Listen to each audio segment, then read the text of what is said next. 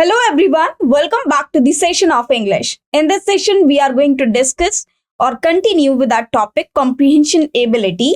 Now, this is part number 40. Till now, we have already done 39 parts on comprehension ability or reading comprehensions.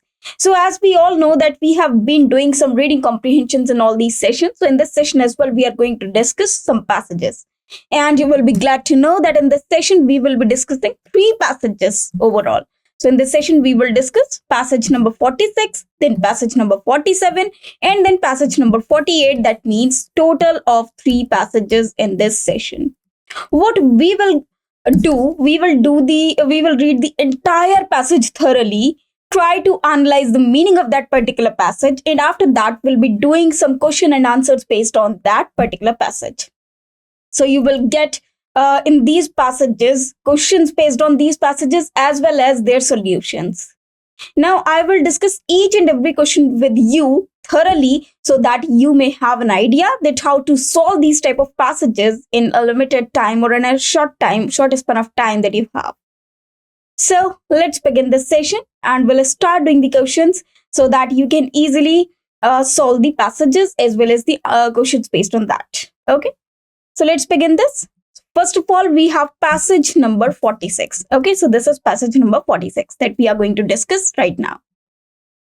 So this is passage number 46. It is a short passage though, but a little long as compared to the others. Okay, so first of all, let us start reading this passage. We'll read the entire passage and after that we'll start doing or we'll start attempting the questions based on this passage. So let us discuss this passage.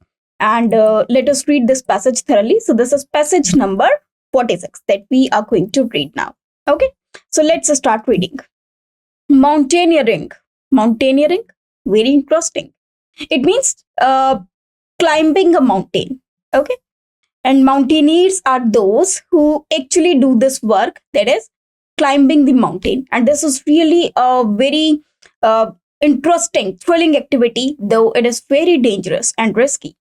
Okay, is now looked upon as the king of sports. King of sports means that it is known as the king of sports because this is very interesting, though very dangerous, you can say sport. So this is a kind of a sport, or you can say this is known, looked upon means known or known to be the king of sports. Okay, because it is known as the supreme of all these sports.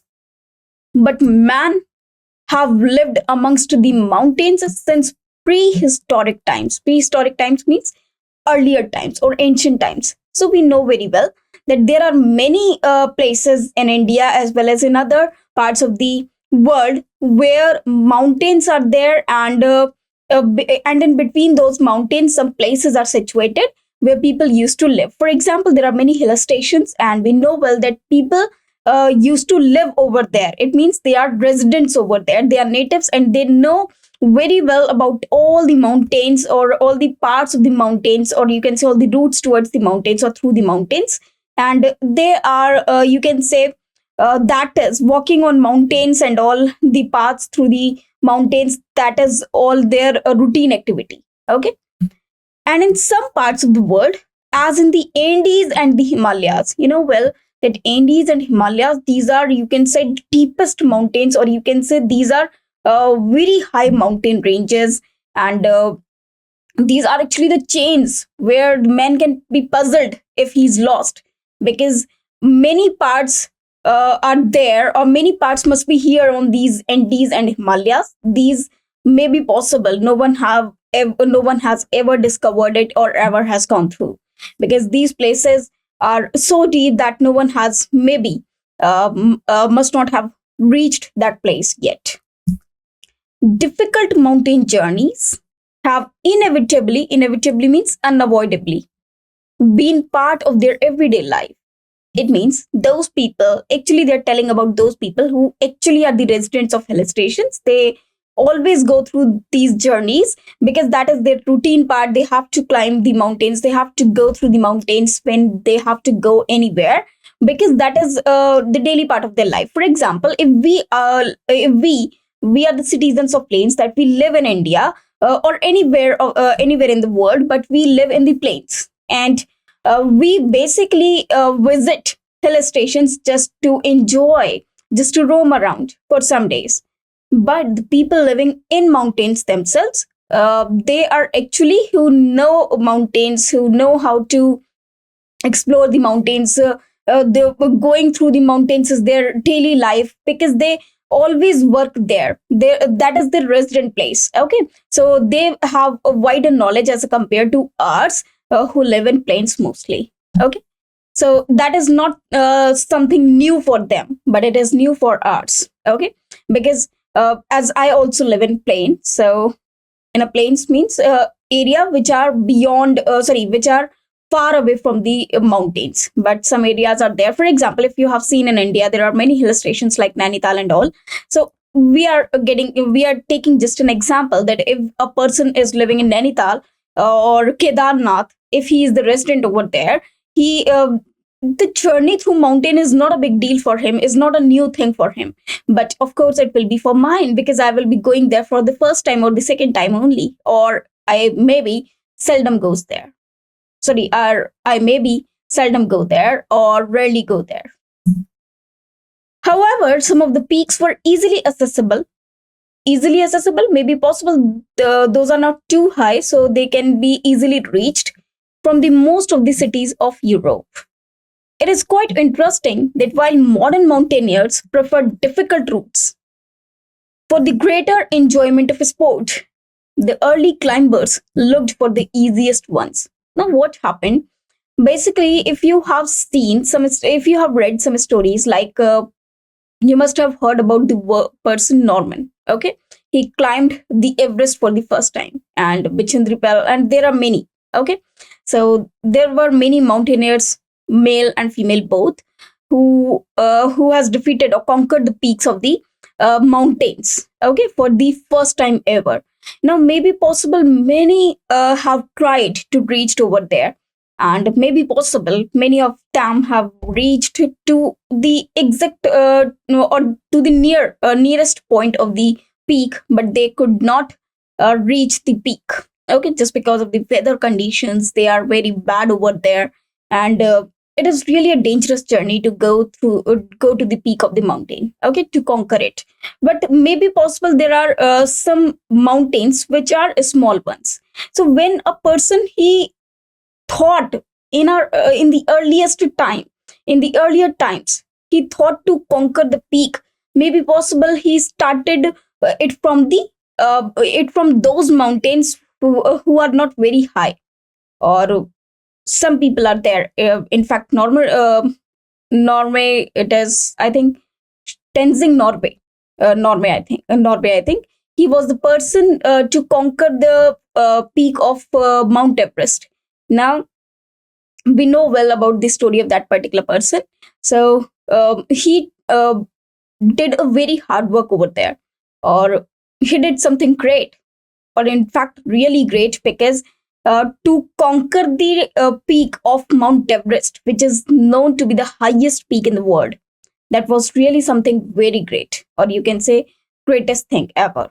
So he did the same, that he conquered that particular peak. But maybe possible there were some peaks, those were not too high. So maybe possible there were some mountaineers who, in our earlier times, they conquered those mountain peaks just to record their name, and just for the sake of their, you can say, their enjoyment adventure, and they conquered those not very high mountains. Okay, but for the summit was the prize they all set their eyes on, because summit was their prize. It means to conquer the peak of the mountain, or it is really something very great.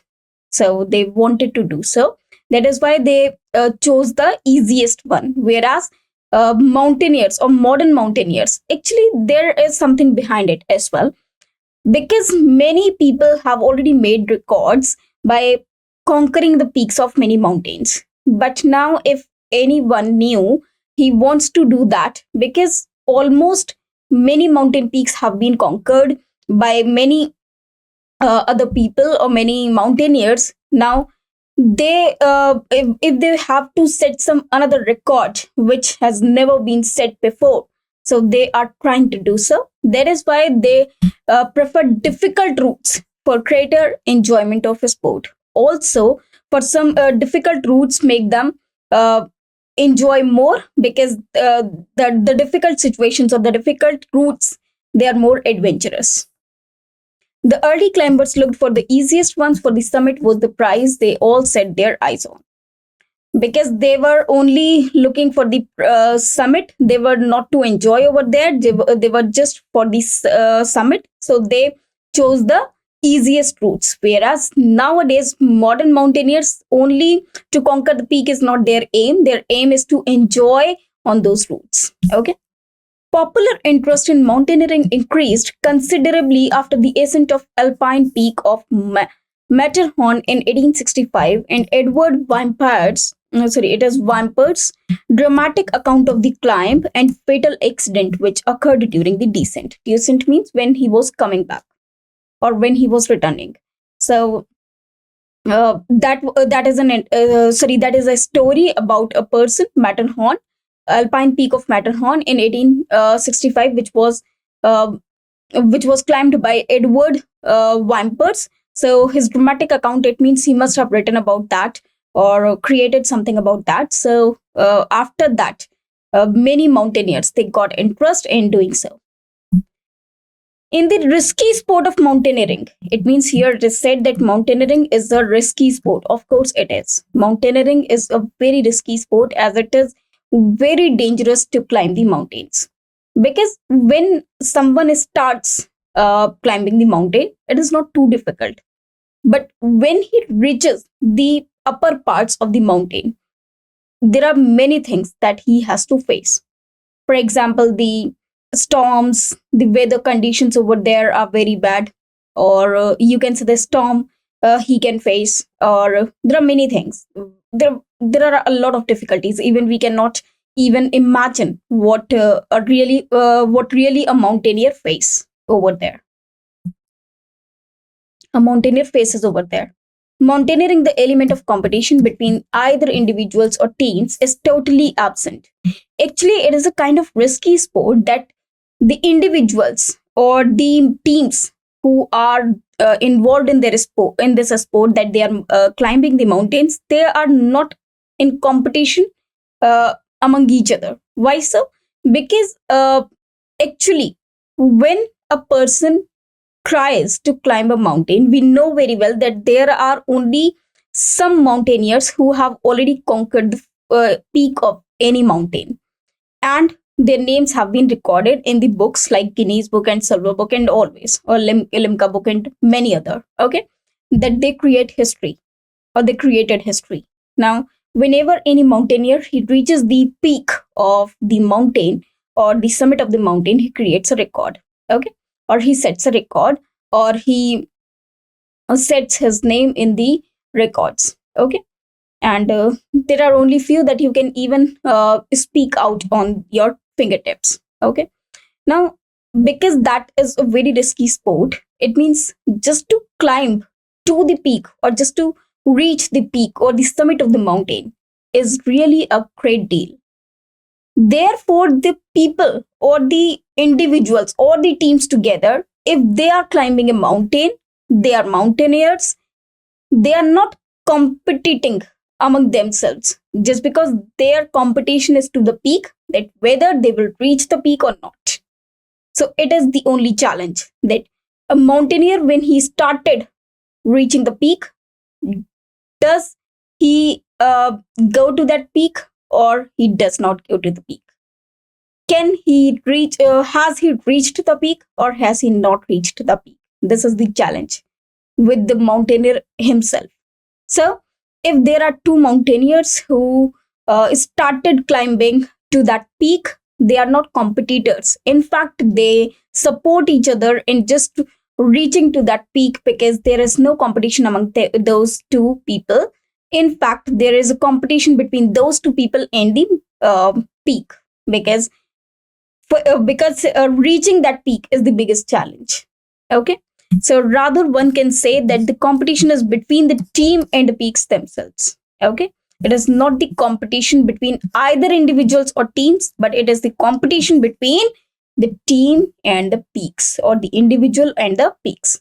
Now, because that is the big challenge, that whether the mountaineer has reached the peak or not.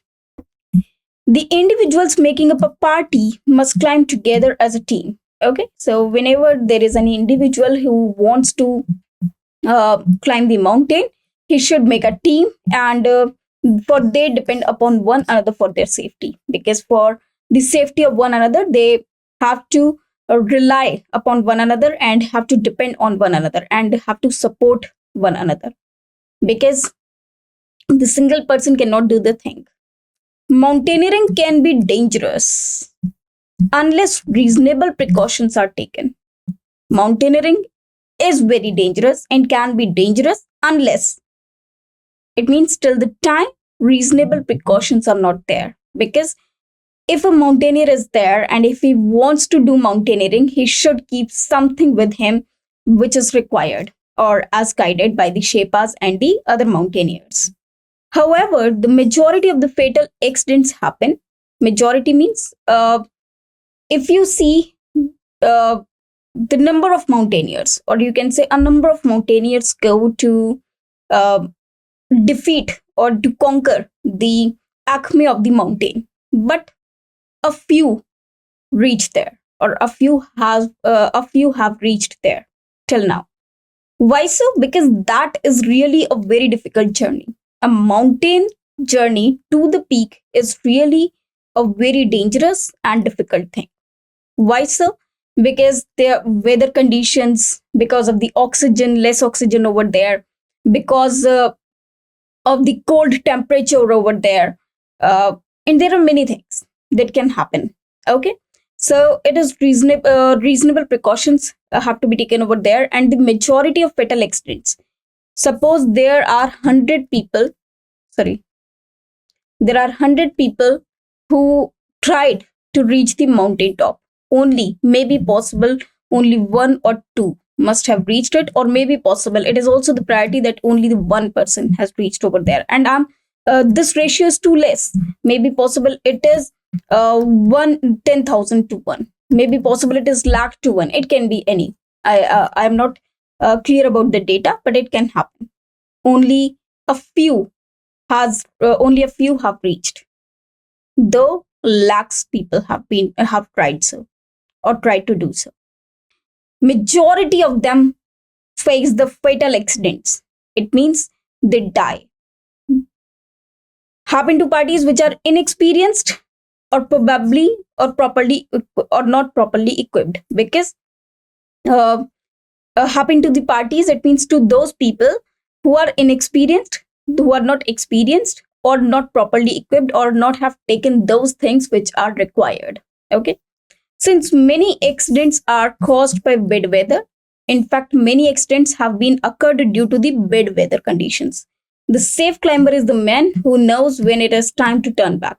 Actually, the safe climber means a person who can be safe is that one who knows when to return, because he knows well that there are some conditions which can be adverse for him and he will not be able to reach the highest peak. Therefore, what he does, just to be safe or just to be on the safer side, he returns. Okay, just for his safety, because now he is sure that he cannot move ahead, because that will be fatal. It means that will lead him to die. However, tempting it may be to press on and try to reach the summit. May be possible the person, though he knew that if he moves ahead, that will be fatal for him, that will be death for him, still his temptations instigated him to move towards the summit.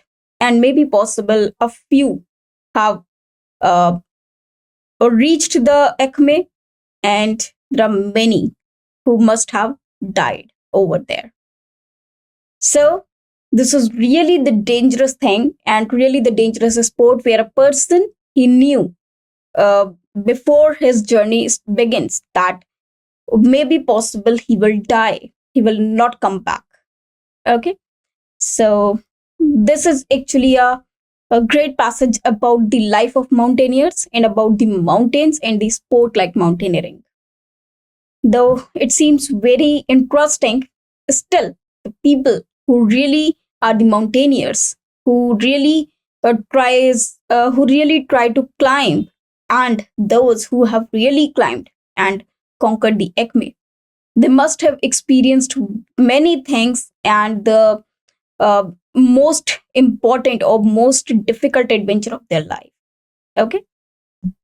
And nowadays there are many people who have already, you can say, conquered many peaks or many such peaks now, because they have really done so many things to reach the peaks. So earlier times it was really very difficult, but nowadays there are many facilities available.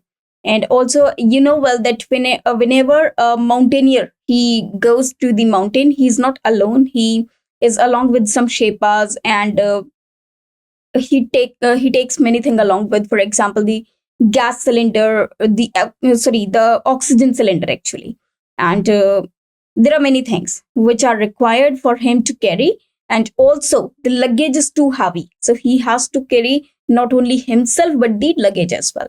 And after he is just near the peak that is many feet high, because the gravitational force is not over there, so, or you can say gravity is not over there, so he really felt it was really very difficult for him to reach the highest peak. But many mountaineers are there who have really reached the peak.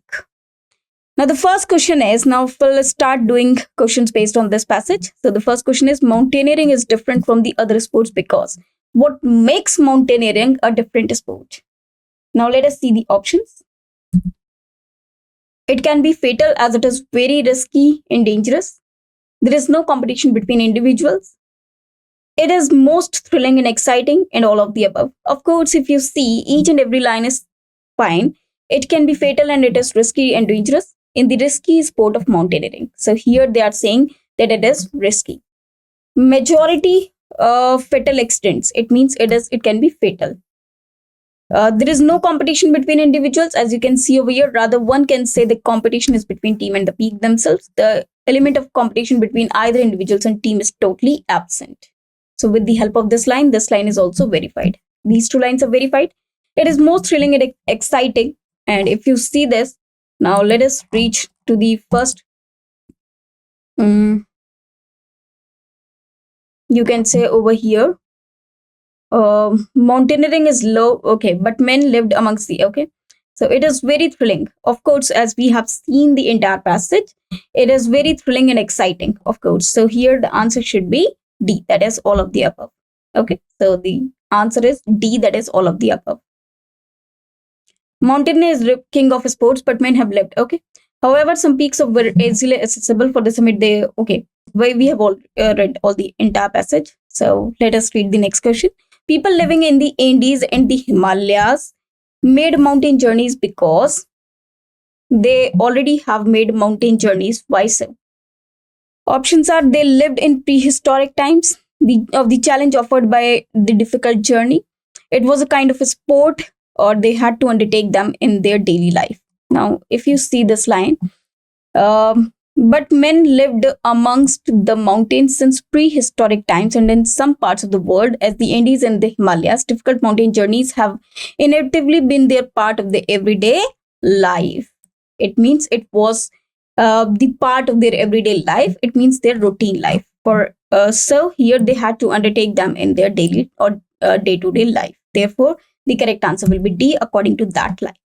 So D will be the correct answer. The next question is, mountaineers climb as a team because there is no competition among them. The competition is between the team and the peak. The highest is too much for one individual. They have to rely on each other for safety. Now, as you can see over here, in the second paragraph of the passage, the individuals making up a party must climb together as a team, for they depend upon one another for their safety. So they have to depend on one another for their safety. Therefore, D will be the correct answer, that they have to rely on one another, on each other for their safety. Rely means depend on or trust on each other just for their safety. Now let us move to the next question. And the next question is dash the summit. Okay, the line, the summit was the prize they all set their eyes on in the context of the given above passage means. So as you can see that this line is written over here. For the summit was the prize they all set their eyes on. Okay, summit was actually the reward for them, was actually the prize which could give them many things. So the options are: they kept their eyes steadily on reaching the peak. Reaching the top was their exclusive concern. They chose a route from which they could see the summit clearly. They cared for nothing but the prize of reaching the summit.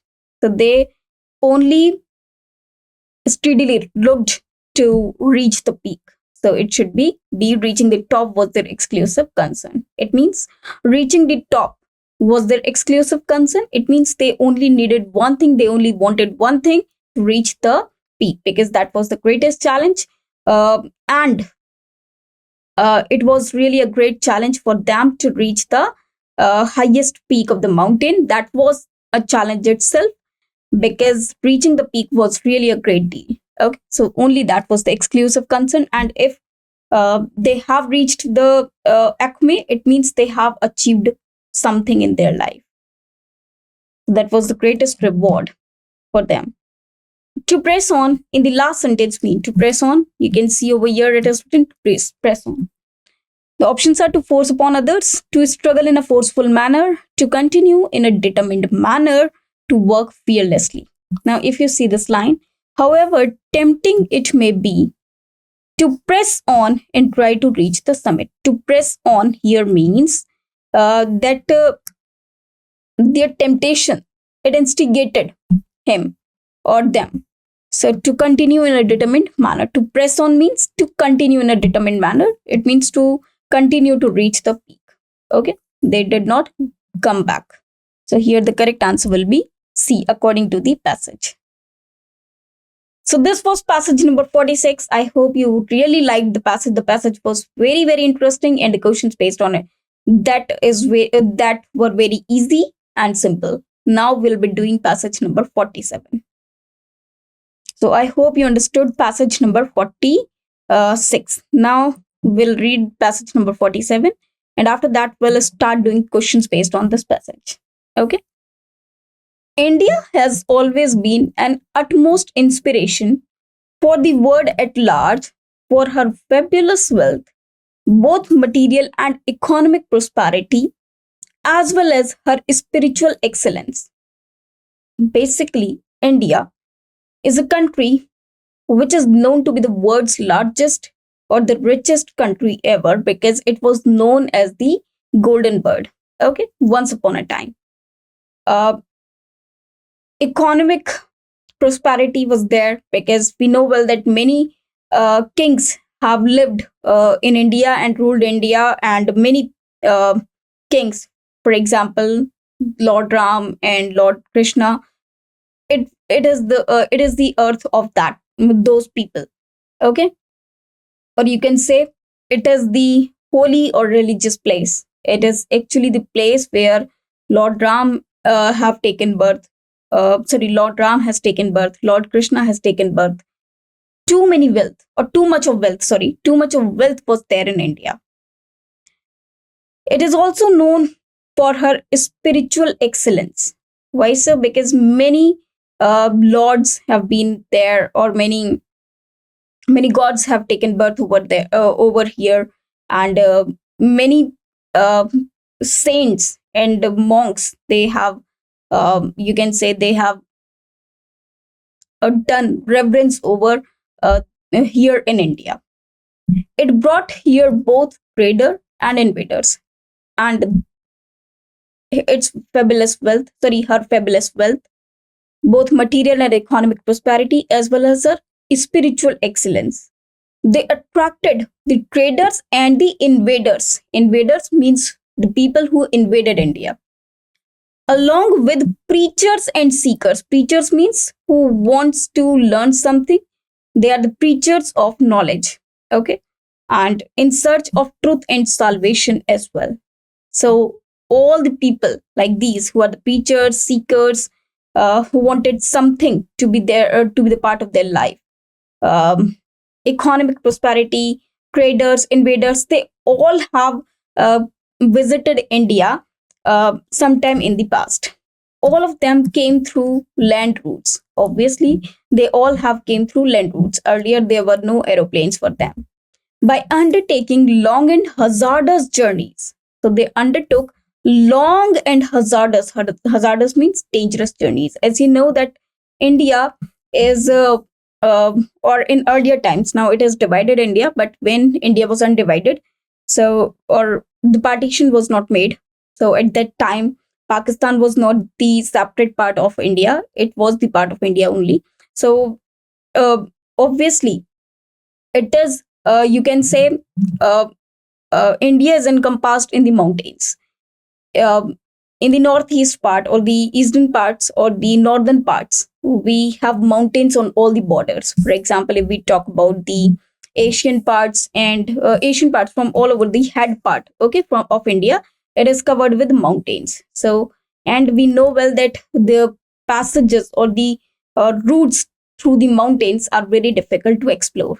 Okay, hazardous journeys which put a lot of stress and strain on the physique and nerves. Okay, thus the troops of Alexander, we know well that about Alexander, that he was also coming to along with his army, mutinied and refused to march beyond Bias's river, because their weariness and fatigue means weakness, uh, or tiredness in fighting, and homesickness means all the troops, they were feeling homesick. It means uh, they were missing their homes. Okay, so because the you can say the routes through to India, they were very difficult to explore, they were very difficult to come because they were full of mountains, and also there were many people, there were many tribals. So the all the troops, they had to fight them before reaching India. So they refused, and they were they, you can say, they revolted Alexander, and they all refused Alexander to move ahead. They had therefore to be perforce dispatched back. So they were dispatched back. It means they were, you can say, they went home back. Many invading tribes like Kushans, Huns, and Sakas in the ancient era, and Turks and Mughals during the medieval age, however, chose to make this land their own home and absorb themselves in the stream of our life. But there were many tribes and many invading people who really invaded India, and they settled in India. They wanted to make India their home, and in fact, they did. For example, we know well that Mughals have also made India their home once upon a time during the medieval age. They attempted their best to bring more and more luster to her glory. It means tried they tried more and more to do something good for India and enriched her culture, heritage, and tradition. They have also done very many things which were good for India. Though they were and not the invaders. Invaders are those people who took the wealth along with them. Okay, and they go back to their countries. But these Mughals, they settled in India. Though they were only settling over here. They only settled over here just for the wealth of India, and they were also in advantage because of the wealth of India. Okay, so now let us start doing the questions based on this passage. The passage speaks of, the first question is, the passage speaks of India's past glory, invaders who attacked India, India's fabulous wealth, and India as a home for foreigners. Obviously, if we talk about, the passage speaks of India's past glory, invaders, no, they have not talked about the invaders. India's fabulous wealth, India as a home for foreigners, no way, but they have talked about the India's past glory. Okay, so A will be the correct answer. Now let us move to the next question. And the next question is, what in India attracted traders? So what was there in India which attracted traders, invaders, and preachers? So it's material and economic prosperity, it's material and spiritual wealth, the knowledge of truth and salvation, all of the above. Now, if you see this, India has always been an utmost inspiration for the world at large for her fabulous wealth. Both material and economic prosperity, as well as her spiritual excellence, it brought here both trader and invaders along with preachers and seekers in search of truth and salvation. Therefore, its meaning is that all the people, they came here just for these all things. So all of the above will be the correct answer. Okay, now let us move to the next question. And the next question is, what exerted the foreigners who came to India? So India's immense riches, India's land route, um, tiresome and risky journeys to India, and fighting with natives. Obviously, exerted means what was there which really tired the foreigners who came to India. So it's tiresome and journeys, risky journeys to India. So it is C. Okay, it exerted them because it which put a stress or a strain in the physique of or nerves. Okay, all of them came through land routes by undertaking long and hazardous journey, which put a lot of stress and strain on their physique and nerves. Now let us move to the next question. The next question is, what forced Alexander to move back to his country? The resistance of the natives, the revolt of his army men, sickness in his troops, lack of fighting spirit in his people. Now, as you can see over here, thus the troops of Alexander mutinied and refused. Mutinied means revolted and refused to march beyond Bias because of their weariness and fatigue in fighting and homesickness. Okay, so they found themselves homesickness. They found they actually were fighting with the natives because they made them they stopped them, the natives stopped them, and they created revolt in their army. It means they created revolt in their own army. It means they just refused to go ahead of the Bias. Therefore, B will be the correct answer, that is the revolt of his army men. Okay, now let us move to the next one. The next question is, what good did Mughals do to this country? Okay, it means to India. So here the question is about Mughals who do something good to this country. And what was that? They absorbed themselves into the stream of our life. They made India their homeland. They enriched its glory, or they increased its wealth. Now you can see over here, Mughals during the medieval age, however, choose to make this land their home and absorb themselves in a stream of her life. They attempted their best. Now, this is the good thing that they did.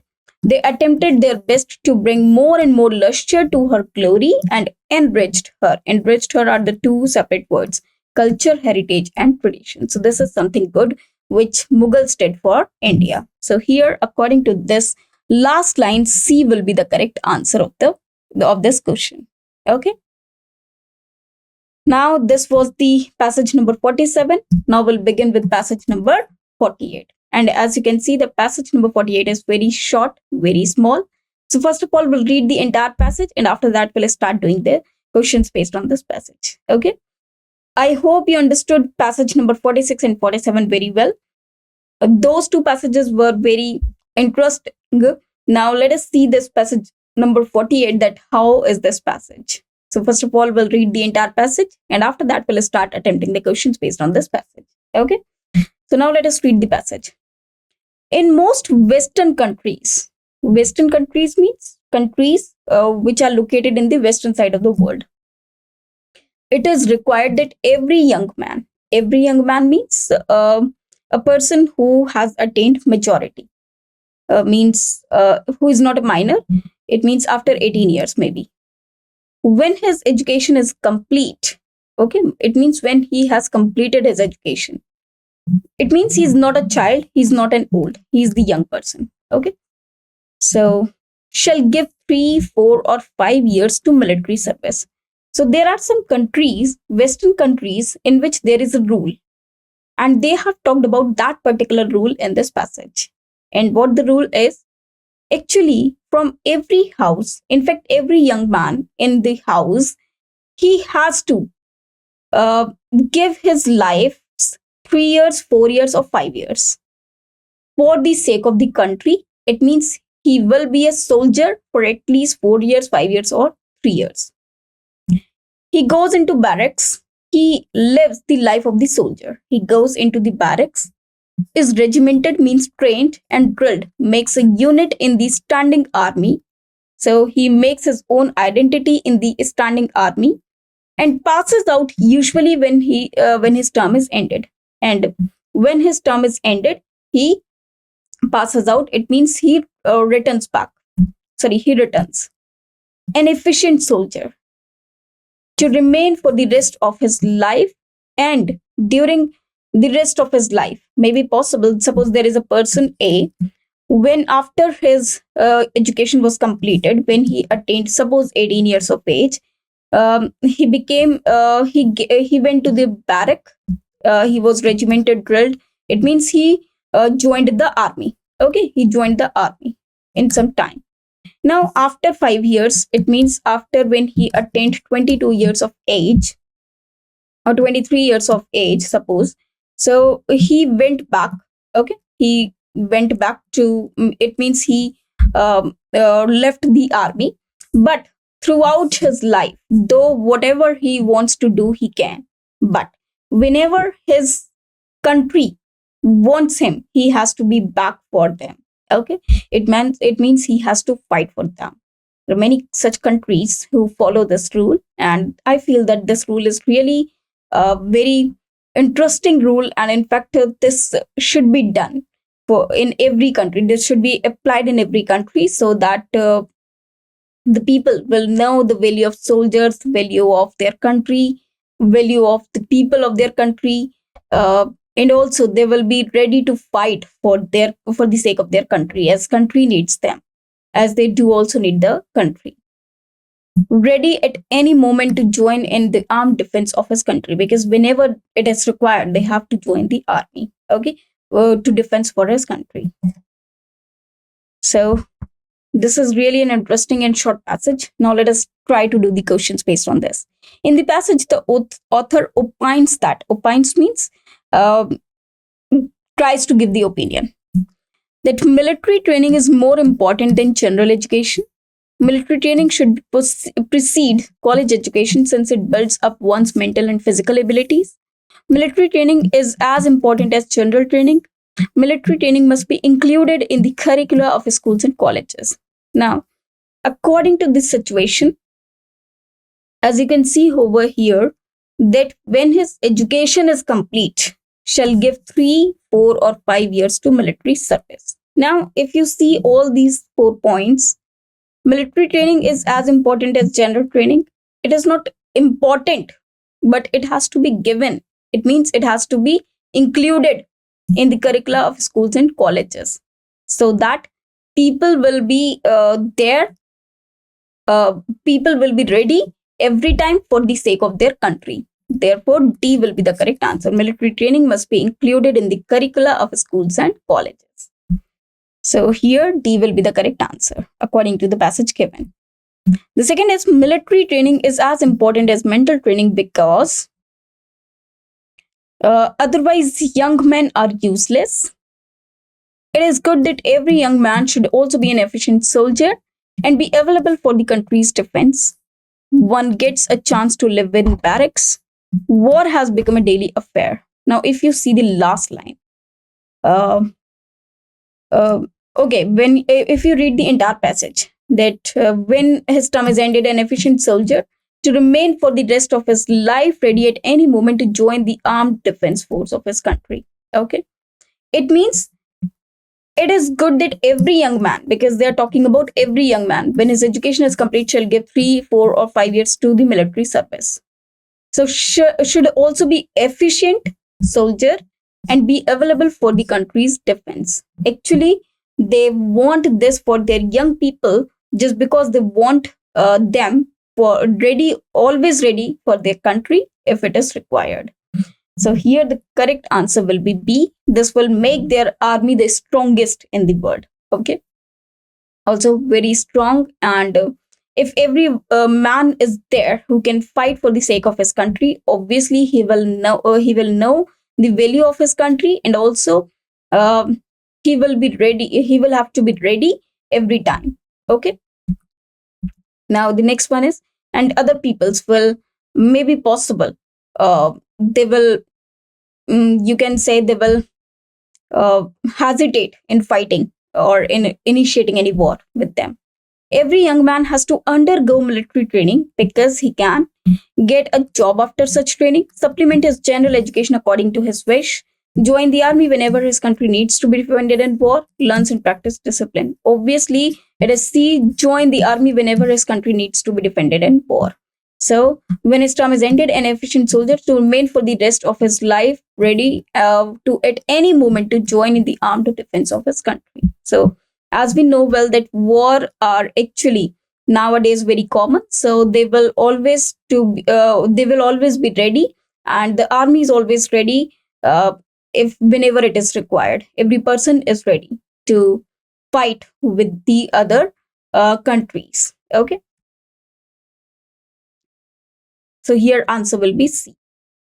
Now, next question is, in the Eastern countries like India, military training of students should be made compulsory. Why so? The reason behind it, there are four options. A, to fight the anti-social elements in every village or town. To make youth serve the nation during times of war and peace, as it can solve the unemployment problem by providing more jobs. To repress communal rights. Now, it can solve the unemployment problem by providing more jobs. It is not actually the part of any of the passage. In fact, here in this passage, according to the gist of the passage, it can be concluded that the military training is required for everyone, because at the time of crisis or at the time of war, if the people are not ready uh, to fight for the sake of their country, the army will be less, maybe, because many people, if they are not soldiers, if they are not in army, if the army suppose if the army is not as strong, uh, the life of all the people will be in trouble. Therefore, army has to be very strong, and it has to be very lengthy as well, because if every person is trained to defend their country at the time of war, so in that particular case, there will be no one to harm the country, and army will not be less, and they will always be ready to fight for the sake of their country and for their own safety as well. So here, according to this, to fight antisocial elements, now to make youth serve the nation during the times of war and peace. Okay, so here B will be the correct answer according to the meaning of the passage. Now let us move to the next one. In the most Western countries, it is required. Okay, the question is, the author writing in the early part of the 20th century does not seem to talk about the need of military training for women because. So here in this passage, the author has talked about every young man, but he's not talking, or she is not talking about the about any women. Okay, why so? What is the reason? It is somewhere about the 20th century when she wrote this passage. As you can see over here, it means maybe possible the author is some female. From this, you can conclude. Now the options are: women's education was a new thing then. She thinks, it is thinks, THINKS. Okay. Women are not physically strong enough to undergo military training. Women taking part in military service is only a recent phenomenon. According to her, women should remain indoors. Now, you know very well that women taking part in military service is really the newest phenomena. Earlier, it was not so. So, C will be the correct answer according to the passage given. Okay. That is why she has not included women. Maybe possible she must have included it if she knew that that women can also take part in military services. Okay. Now let us end this session. all these three passages that we have read over here, 47, 48, and 46, 47, and 48, we have completed all the three passages. These passages were very, very interesting, and questions were based on them were very easy. Why they were easy? Because we have read the entire passage and we have also analyzed the meaning of each and every passage. So I hope you liked this session. I hope you understood all the three passages very well. And now, in the next session, we will be doing some more passages. I hope you liked this session, and I hope all the questions that we have done over here were understood thoroughly by you all, and you liked these three passages as well. Well, thanks to you.